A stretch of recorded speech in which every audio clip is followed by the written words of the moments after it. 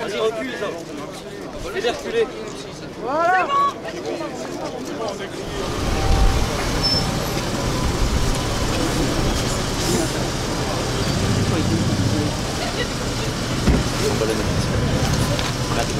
Maintenant.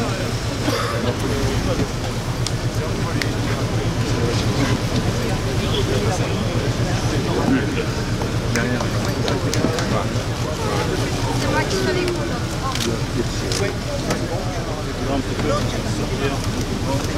Ah, tiens, c'est bien ça. Jean-Marie, un clin d'œil.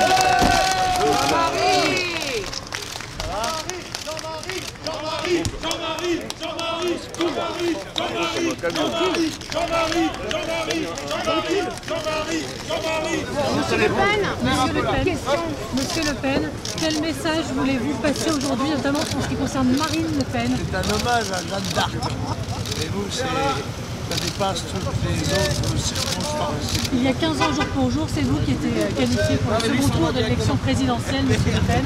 Aujourd'hui, c'est votre fille. Vous souhaitez quoi pour elle? Si vous voulez écouter mon discours de tout à l'heure, vous serez fixé. Que pensez-vous du ralliement de Monsieur Dupont-Aignan? Tous les ralliements sont bons. Dans une période d'élection à 2 tours, je dirais que les ralliements sont logiques. Même celui d'un gaulliste? Comment? Même celui d'un gaulliste? Oui, si ça existe encore, pourquoi pas? Vous savez, j'ai eu comme député Charles de Gaulle, alors donc... Elle a réussi ce que vous n'avez pas réussi, Jean-Marie Le Pen. Bien sûr, c'est même le fait des enfants. Ils font mieux que les parents, c'est bien ça. Où en sont vos relations? Est-ce que vous l'avez eu au téléphone? Pour la publicité. Je lui ai envoyé un SMS. Et elle a répondu? Ah, écoutez, ta sœur. Voilà. Vous êtes déçu, Jean-Marie Le Pen, qu'elle ne soit pas là, votre fille, aujourd'hui? 11-2. Pardon? 11-2. Est-ce que vous êtes déçu qu'elle ne soit pas là? Non, je trouve ça, elle fait autre chose. Chacun fait ce qu'il a à faire. La France française, ce n'est pas un slogan du Front National. Et Jean-Marie Le Pen, comment Marine Le Pen pourrait-elle faire mieux? Comment? Comment pourrait-elle faire mieux? Écoutez, demandez-lui, je ne sais pas, moi. Je ne suis pas conseiller en élection.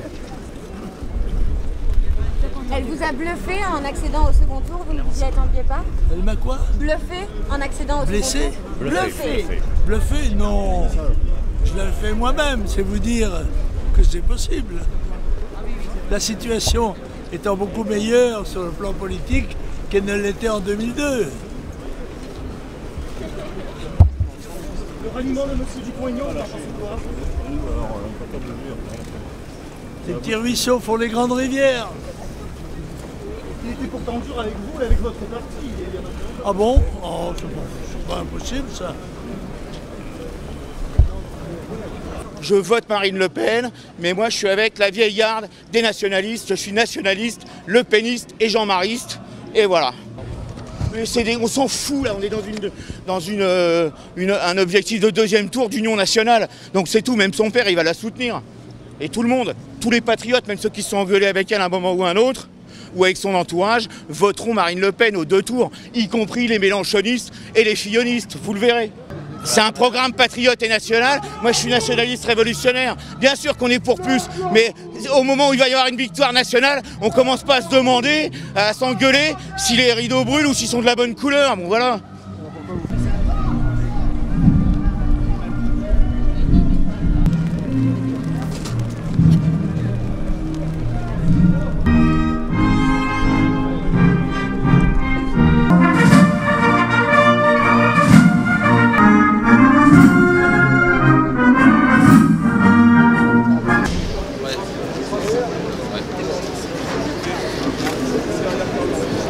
Deuxièmement.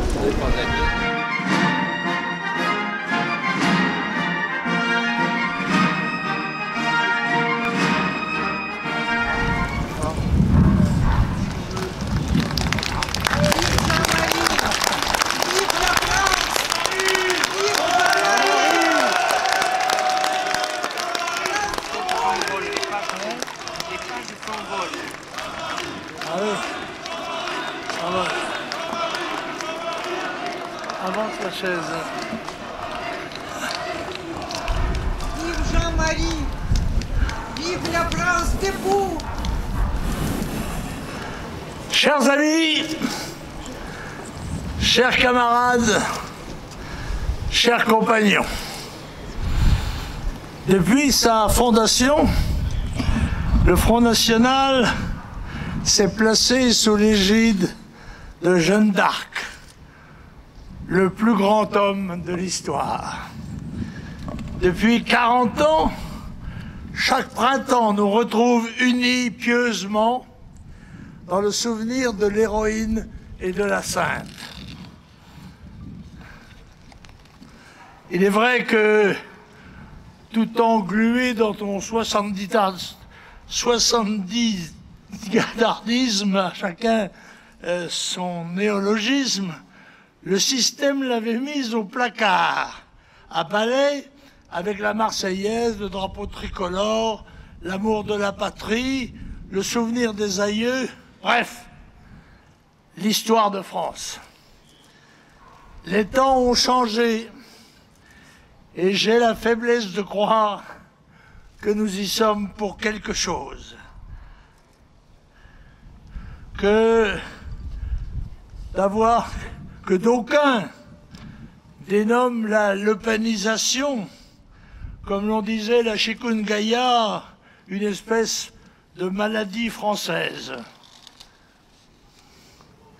Nous verrons bientôt demain si les dirigeants français rendent à Jeanne, qui sait tout de même appartient à tous les Français, en toutes circonstances, en tous les cas tous ceux qui l'aiment sincèrement et qui sont en adéquation avec son message national, l'hommage qu'elle mérite et qu'elle continue de mériter au-delà des siècles. À propos de nationalisme et de nation, qu'on me permette une petite précision. Le patriotisme, disent d'aucuns, c'est l'amour de la patrie. Et le nationalisme, c'est la haine des autres. Mais non, messieurs du système, comme le patriotisme est l'amour de la patrie, le nationalisme, c'est l'amour de la nation. Et la nation, ce ne sont pas les autres, c'est bien sûr nous-mêmes. Il est vrai que pour d'aucuns, la nation n'est qu'un présent ou un avenir. Pour nous, c'est aussi, mais c'est aussi un passé, d'où nous venons, et sans lequel nous n'aurions pas existé, biologiquement, physiquement, moralement, spirituellement. Contrairement à ce que prétendent les mondialistes, les êtres humains ne sont pas interchangeables ni superposables.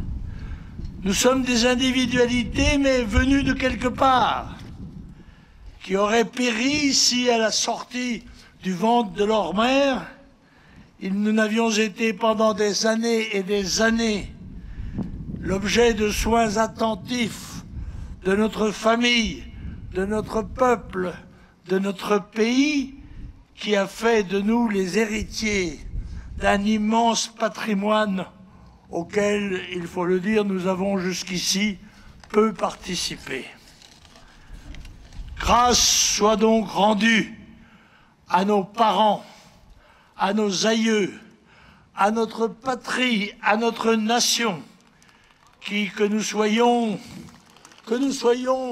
grands capitaines illustres artistes, grands savants ou plus grands musiciens, nous n'apportons jamais à notre pays le centième, que dis-je, le millième de ce qu'ils nous ont apporté gratuitement.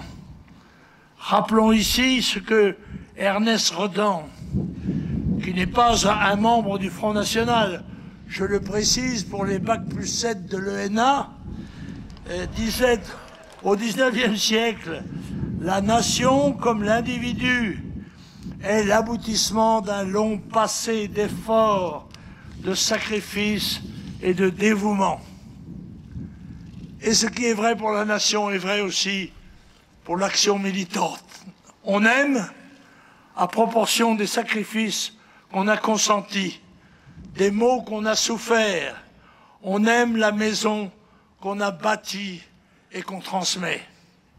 Mes chers camarades, c'est là une vérité d'évidence. Ces phrases lumineuses sont pour nous une véritable balise. Dans les temps de la décadence, en effet, ce qui est difficile, ce n'est pas de faire son devoir, c'est de le discerner. Dans le tourbillon cybernétique, le déferlement des images et des sons, des notes et des blogs, la multiplication des influences et la corruption morale et intellectuelle des pseudo-élites, le triomphe du matérialisme, l'effacement et l'adultération des dogmes religieux, l'avachissement des caractères, la perte des repères. Comment trouver son chemin autrement que par référence aux épreuves passées, aux principes supérieurs, aux traditions de notre peuple.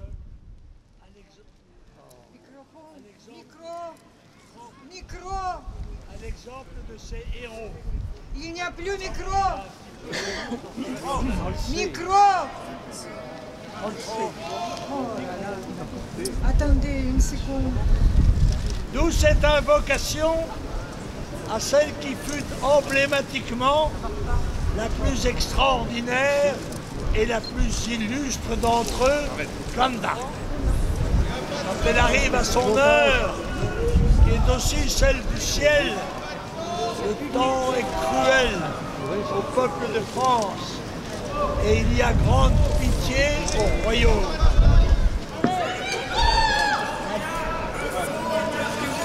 Approchez les micros, s'il vous plaît.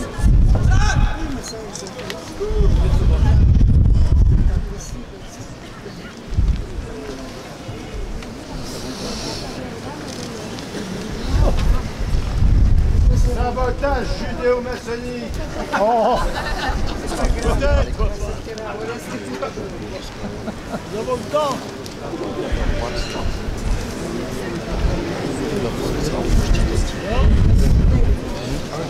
Je ne sais pas si ça marche. Non. Pas encore.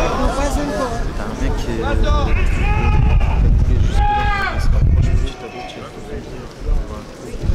Sabotage, cafouillage, de la sacrée. Sabotage judéo-maçonnique. C'est du sabotage qu'ils font. Mais oui, c'est pas normal.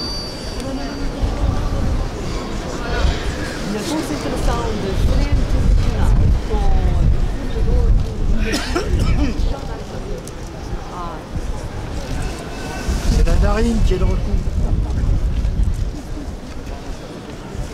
Elle a fait du sabotage. De voir détruire l'ouvrage de sa vie, ses poèmes, admirables. C'est la narine qui est dans le coup, elle a fait du sabotage. Je crois que son père parle. Le troisième jour, ils commencèrent à s'impatienter.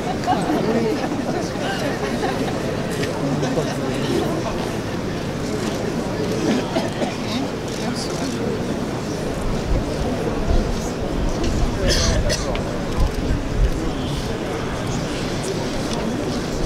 vais essayer que la lumière soit.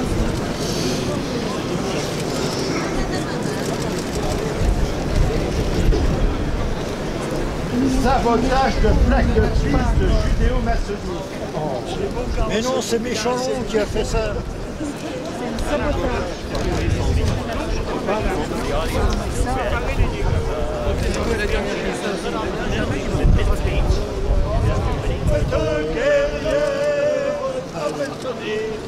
L'heure des courants, les ennemis de l'ange, oisivre de sang et d'orgueil, le peuple souverain s'avance, devant les incendies, la République nous appelle, sachons vaincre ou sachons mourir, un Français doit vivre pour elle, un Français doit mourir, un Français doit vivre pour elle, un Français doit mourir. Une autre. Une autre.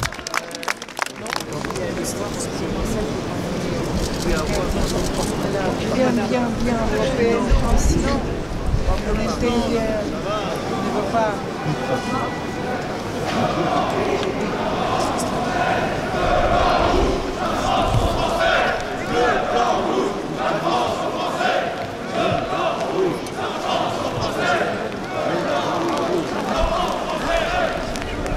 Quels furent ses principes et ses objectifs?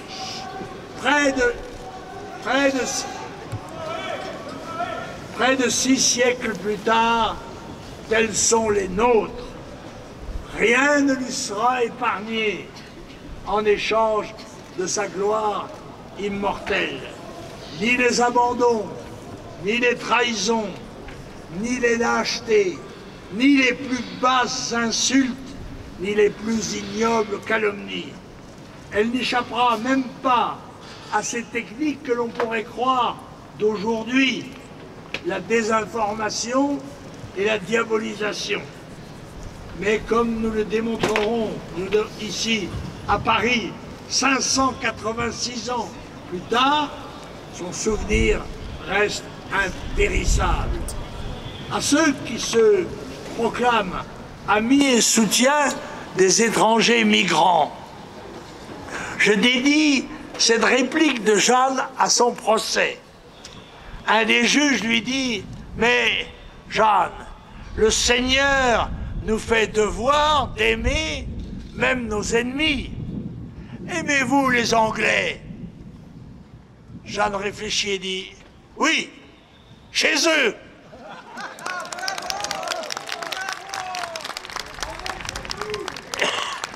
Mais le 1er mai, c'est aussi la fête du travail, et donc des travailleurs. Pendant des décennies, cette date a été l'anniversaire des luttes souvent sanglantes du monde du travail. Il donnait encore naguère l'occasion aux organisations révolutionnaires de faire la démonstration de leur capacité de violence. Aujourd'hui, intégré à la culture nationale, érigé en fête nationale chômée des travailleurs, il doit être un événement national.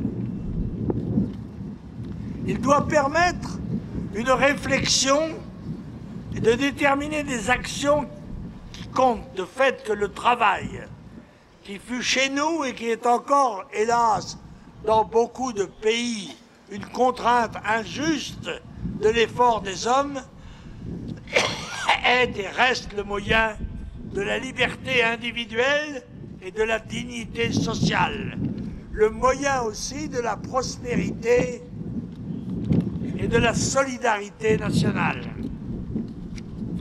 Le travail a pu, à cause des excès et des injustices, être considéré comme un fardeau, une obligation dont il fallait s'affranchir, un moyen d'oppression des pauvres et des faibles par les riches et les puissants.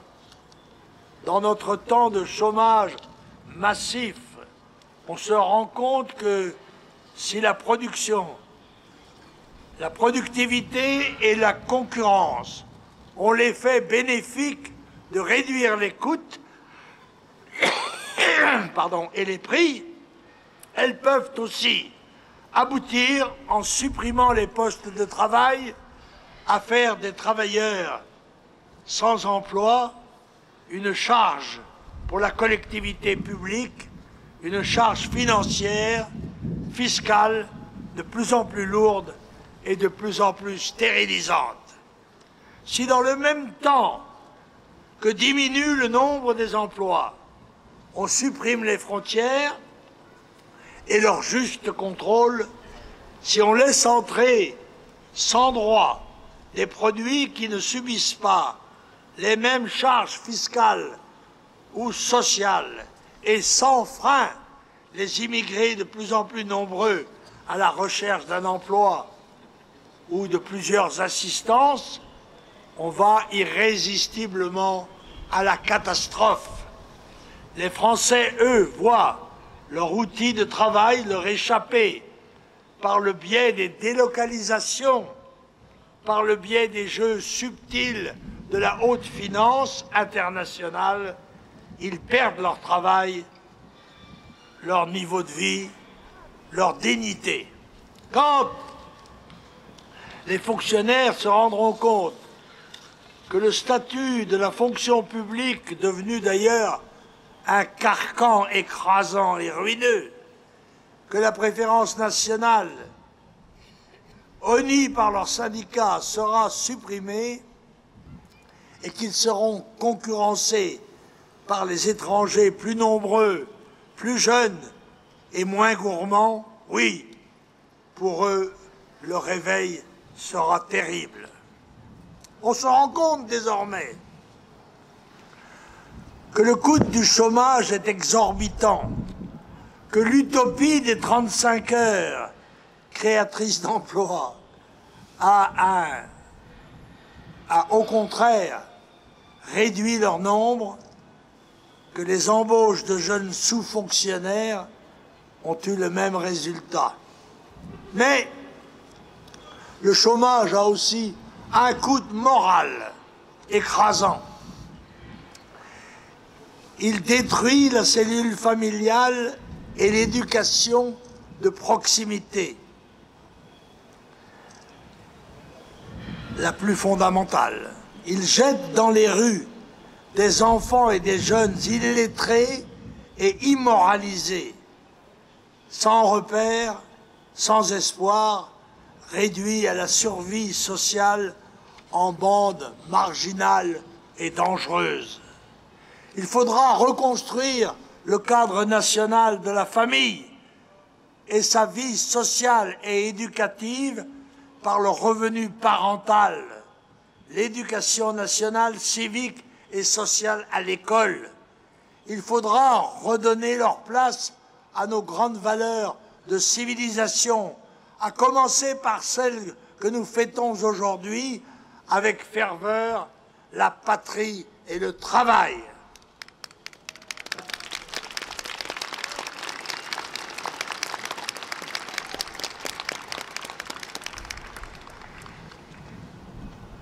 En 1974, date de l'élection de Giscard, la France comptait déjà de nombreux citoyens d'origine immigrée, alors majoritairement d'origine européenne, polonais, belges et surtout italiens, portugais et espagnols. Ces derniers entrés massivement en France en 1939 lors de la défaite de l'armée républicaine.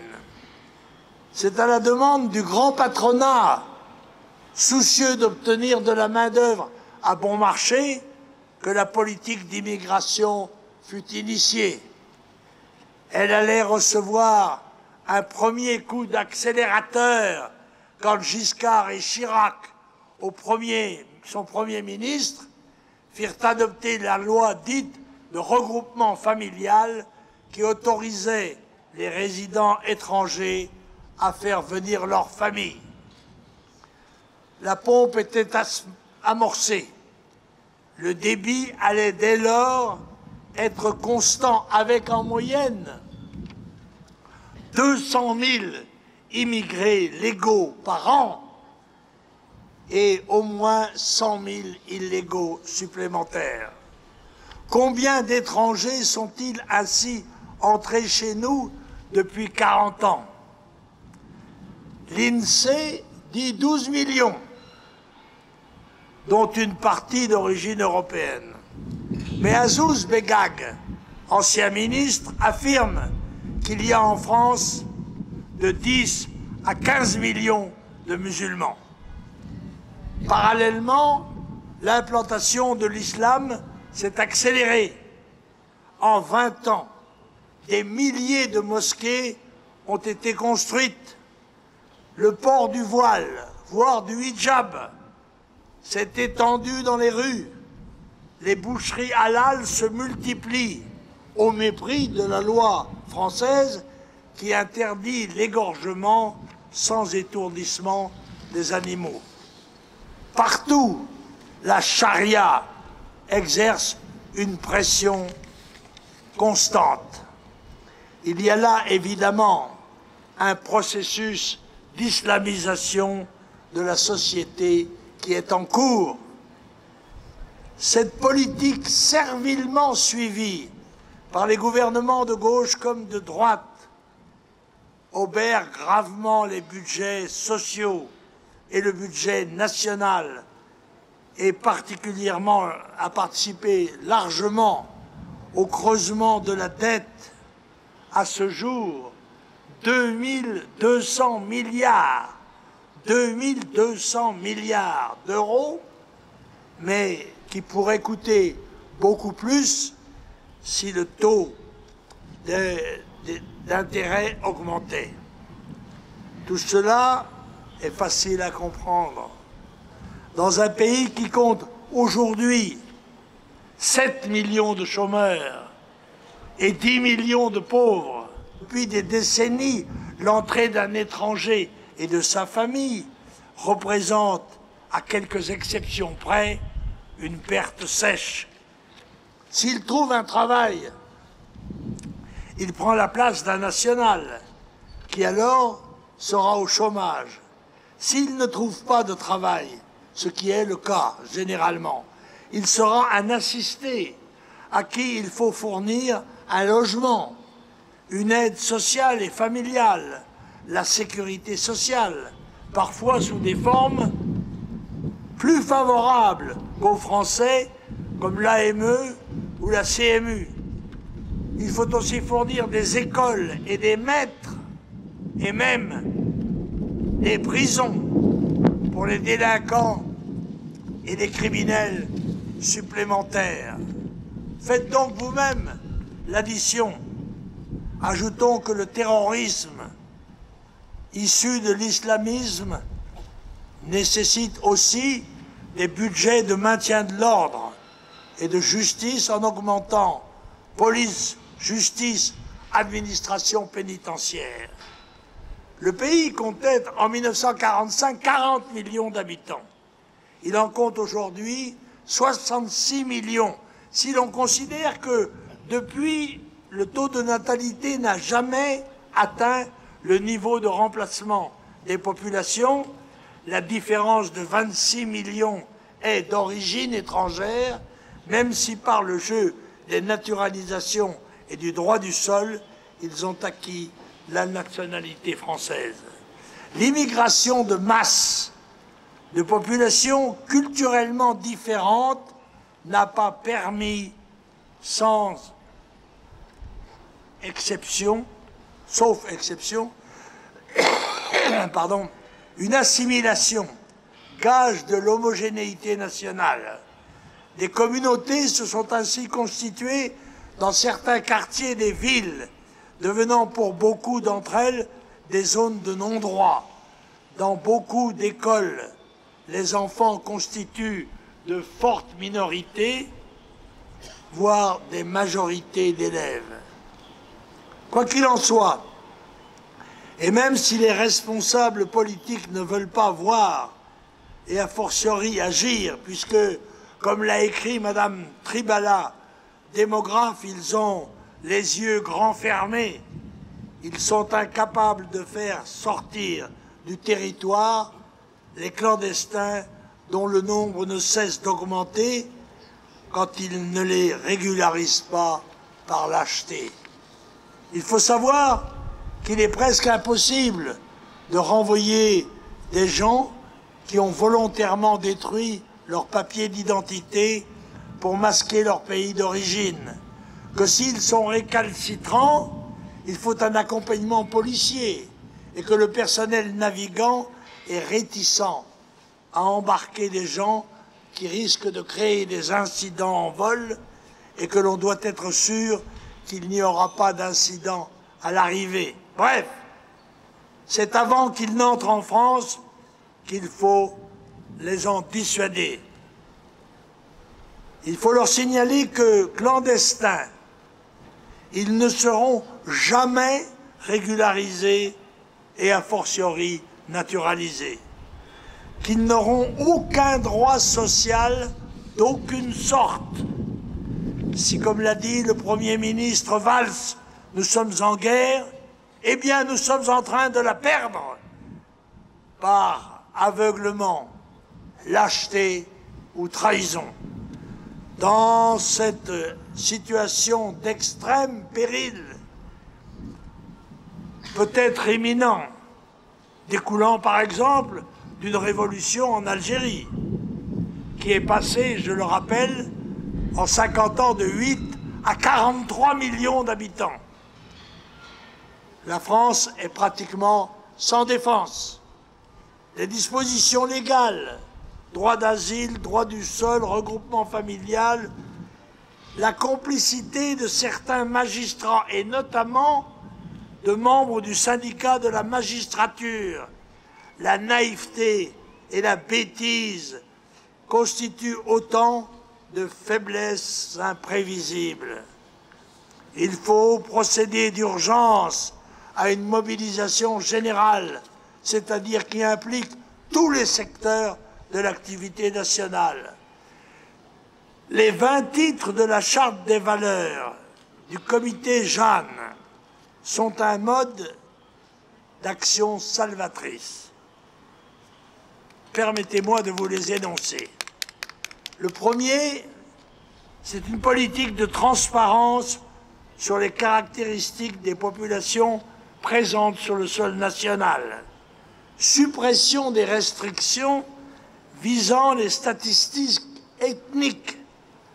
Recensement global approfondi, contrôlé même, s'il le faut, internationalement.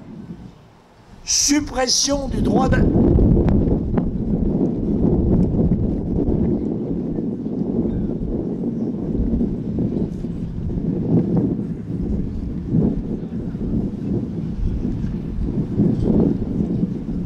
Suppression du droit d'asile, suppression du droit du sol, suppression du regroupement familial, suppression sélective programmée de la double nationalité, réouverture du débat sur la déchéance de nationalité, individualisation des critères d'accès des nationaux français par naturalisation, préférence nationale intégrée dans la loi fondamentale pour l'emploi, le logement, la santé et l'ensemble des prestations sociales, mise en place d'une politique familiale et nataliste d'intérêt national, création du salaire et de la retraite maternelle, rétablissement de la peine de mort au sommet de l'échelle des peines, dissolution du syndicat politisé de la magistrature, sanctuarisation constitutionnelle de la liberté d'opinion, de la liberté d'expression, abrogation des lois mémorielles, style loi Guesso, suppression du principe de précaution, rétablissement des libertés. Le candidat socialiste masqué, le bobo de gauche, le candidat du système qui, depuis 40 ans, droite et gauche complices, a conduit la France de décadence en déchéance, au bord du gouffre. Il en a été un des ministres et le principal conseiller de Hollande. Macron, c'est un Hollande bis. Il nous parle d'avenir, mais il n'a pas d'enfants.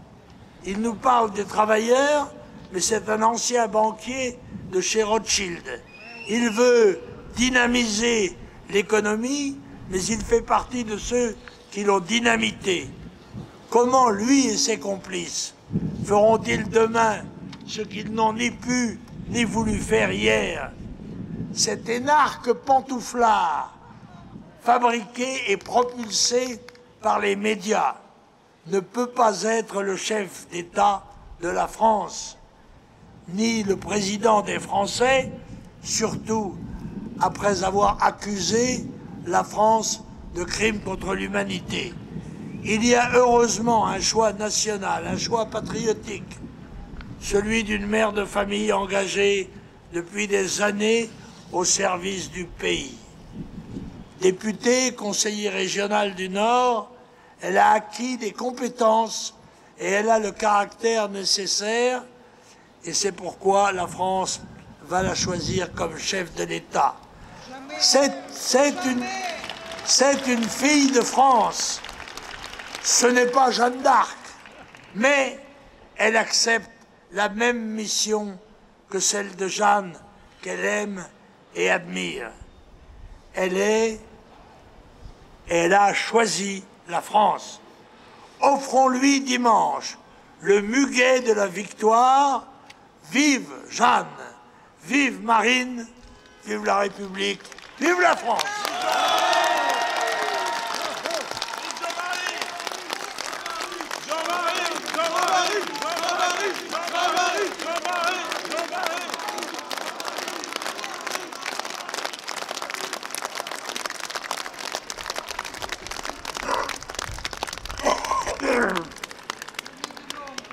Convient-il en cette circonstance de chanter tous ensemble notre hymne national, la Marseillaise?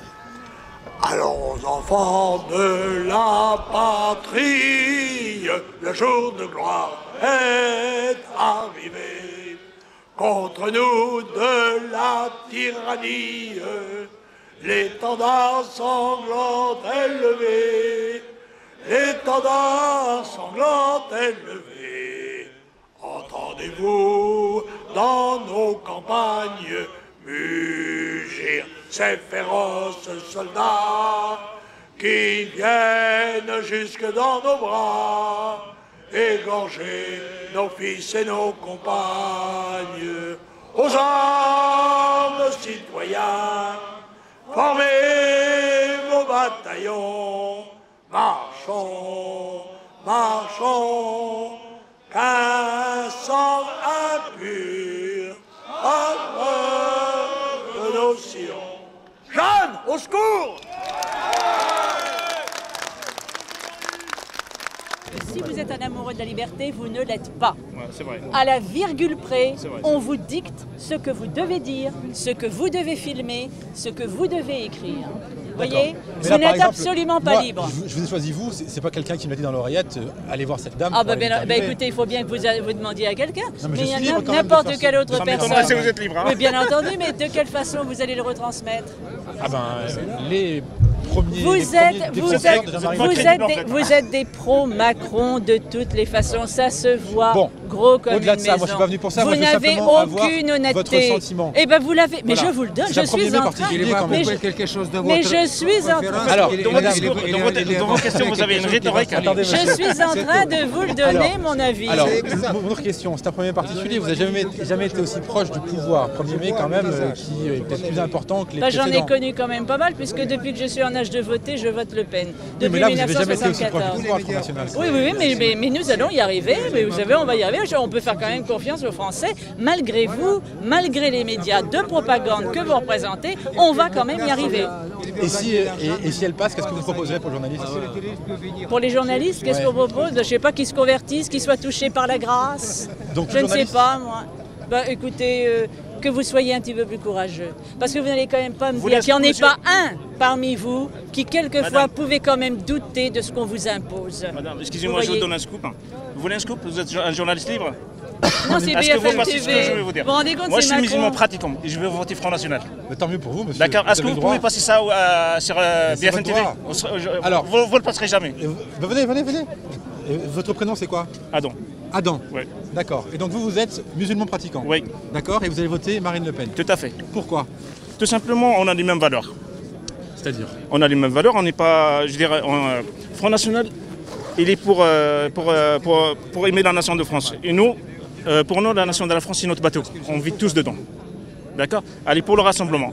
Vous, les médias, vous êtes en train de séparer. Ça fait 3 ans ou 2 ans qu'on en parle du terrorisme pour séparer les Français. Marine Le Pen, elle est pour rassembler les Français et pour prendre le pouvoir à ces gens-là qui nous méprisent et qui nous marchent dessus. Pourtant, voilà. Jean-Marie Le Pen a parlé beaucoup d'immigration et beaucoup de terrorisme. On ne veut pas dire que le Front National évite ces thématiques-là. C'est pas la même discussion. Ah bon? Non, c'est pas la même discussion. Il a dit en tout cas qu'il était contre l'immigration massive. Donc monsieur, si je peux me permettre, je ne sais pas si vous êtes français. Vous savez, dans les discussions de souche. Non, je ne suis pas français de souche. Bon, je suis né en Algérie, j'ai grandi en Algérie, j'étais à l'école en Algérie et j'ai fait des études en France. Je suis musulman pratiquant, mais j'ai le bon sens. Et je fais la différence entre les gens. Et j'ai pas un français vraiment, comment dirais-je, mais je comprends la rhétorique. Dans vos questions, vous avez des rhétoriques de division. De division? Oui. Moi, je veux simplement avoir votre sentiment. Moi, je ne divise personne. Hein. Front National, je pense que c'est des gens patriotes qui ont. Jean-Marie Le Pen, il a fait. Comment dirais-je, il a défendu la France, même je veux dire, sur le plan physique. Et il est parti à l'étranger pour défendre la France. Vous êtes là pour faire quoi? Vous êtes en train pour séparer la France, pour diviser la France. C'est évident, oui. Bah, ça se voit quand même pas mal. Ça se voit quand on voit. Et tout le monde a compris, même ceux que vous défendez. Vous avez mis sous-titel, ces francs-maçons, ils ont mis sous-titel les musulmans sous racisme, sous le CRIF, sous tous vos patrons-là qui vous envoient ici. Vous avez raison. Parce que nous, nos ancêtres ont fait la guerre. Nous, ils n'ont pas été lâches, ils n'ont pas été quoi. Parce que ceux qui migrent, ceux qui viennent, ce sont quasiment que des jeunes hommes en âge de se battre. Et bien qu'ils fassent aussi leur histoire. Nous, on a construit notre pays, justement, on a défendu notre pays. Et sur les noms du monument aux morts, qu'est-ce qui est écrit? C'est des noms des Français, c'est des noms gaulois, c'est pas les noms des étrangers. Si nos ancêtres avaient fui, et bien aujourd'hui, la France ne serait pas ce qu'elle est. Il faut se battre, il faut se défendre. Sur ces monuments, vous savez quand même qu'il y a des gens qui sont aussi issus de l'immigration.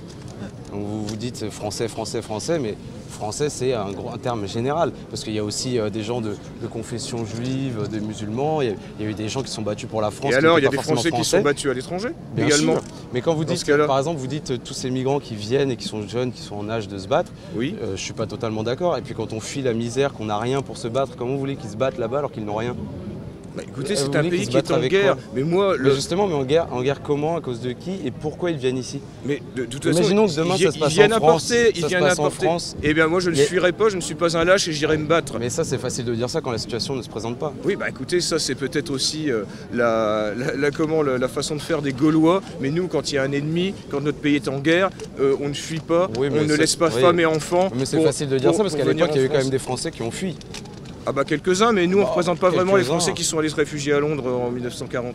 Ouais, mais je veux dire, moi je pense que c'est facile de dire ça quand on ne vit pas la situation, c'est tout. Ah moi, je ne souhaite pas aux Français de vivre ce genre de situation, mais par contre je ne souhaite pas non plus aux Français de se faire envahir comme c'est le cas actuellement.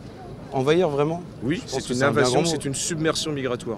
C'est une invasion, c'est une destruction du peuple français. Vous pensez vraiment que c'est un choix de quitter son pays d'origine pour aller fuir la misère et arriver dans un pays qu'on ne connaît pas, avec une langue qu'on ne connaît pas?